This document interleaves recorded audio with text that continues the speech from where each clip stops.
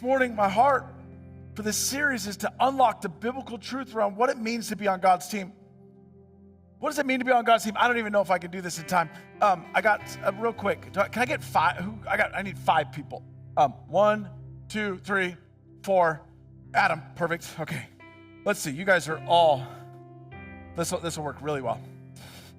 Okay. Yeah, Donnie, you're a 2X, right? Perfect. Okay.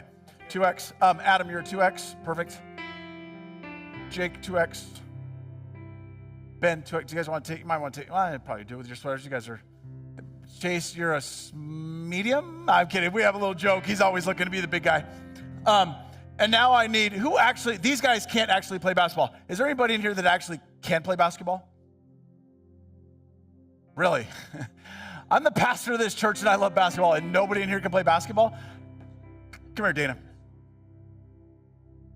Josiah, I know if Isaac was in here, he would have been like, pick me, I'm the baller.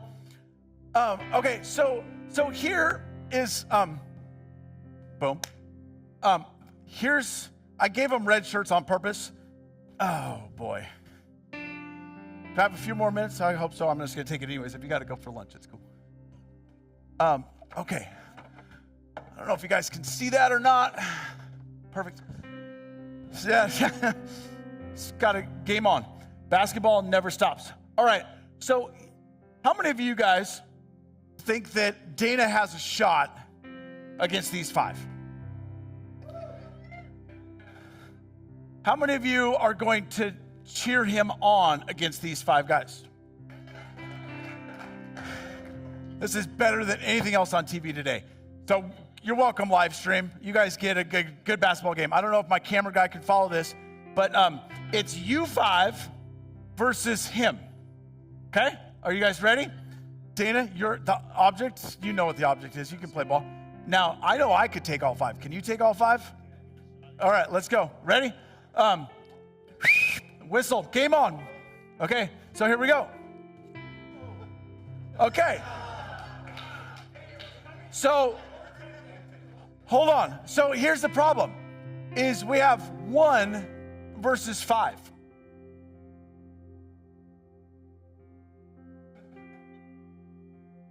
And all of you are content for one person to take on 5 enemies, and you're cheering him on to win. But you're content to sit in your cute little chair on Sunday morning and go, Dana, you got them. And then we wonder why he's not winning. And we're going, he's not very good at basketball. No, he's good at basketball, but he's outmatched. And I think that if I could be really honest for a moment, this is us. We're like, how many of you want our church to grow? How many of you want to see more souls saved? How many of you want to see people get healed? How many are just hoping if you got them in the room, pastor would lead them to Jesus? Hopefully if you get them to church, pastor will give an altar call that Sunday and maybe Donnie will hit just the right note, or Brooke, or Cheyenne and Jay, like whoever's leading worship, maybe the worship would be just right so I could sit here and watch somebody win. And then we wonder why the enemy, sorry guys, you're in red, it just so happens.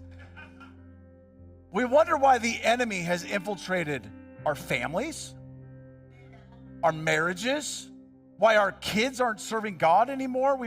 Sorry, that's probably too deep. Why our school system is in the conditions, why our politics, why our society. Because we're content to hear a good message on Sunday morning and go, Pastor, you're doing a great job. That was a great message today. And if things work out, I'll be back next week. But I do have some other things that are pulling on my life, because I have some really important things that are on my plate right now. And so, Pastor, I'm going to cheer you on, and I'm going to cheer on Joel like my wife did this morning. Like, man, our teens, man, they were touched by God this weekend because a few said, you know what, we want to be involved. And then we wonder why we're not seeing the whole thing come together like God intended it to be. And none of you have gotten up and joined him yet. I've just preached for 5 minutes about him being by himself, and nobody moves. Why wouldn't you run up? There's a need. Why do we sit back and go, yeah, there's a need, but I'm not going to help. So now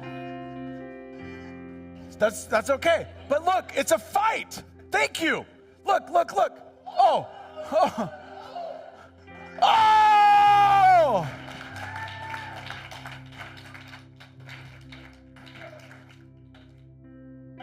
Thank you. It doesn't matter. The devil cheats every day.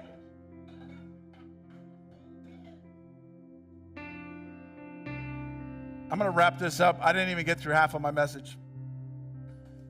Unless you guys want me to keep going. But this morning, the greatest teams in history were always teams that were composed of individuals that were willing to lose their single identity and assume the role that was needed of them. The body of Christ is this invitation to lose my individual identity. And I realize we have identities out there. But in here, it's not about identity. It's about him, right? It's not about me. It's about him, right? And this great invitation it's so beautiful because we just become common folk. That's why Jesus said, why do you let the rich people sit up front? Why do you let the affluent, like you think that they matter more than the homeless? I'm using that as an example. That's an extreme, but that's what he was addressing. He's like, no, in this room, we're all common, right? There's no levels to Christianity. There's no wealth status. There's no significance. It doesn't matter what color we are. It doesn't matter what our background is. It doesn't matter where you've come from or who you've been or who you know. But yet our human nature loves to be like, I know so-and-so. Who cares? I know so-and-so. Doesn't get me anywhere. I still got to wake up every day and work my shot, play my game, and go up against the enemy.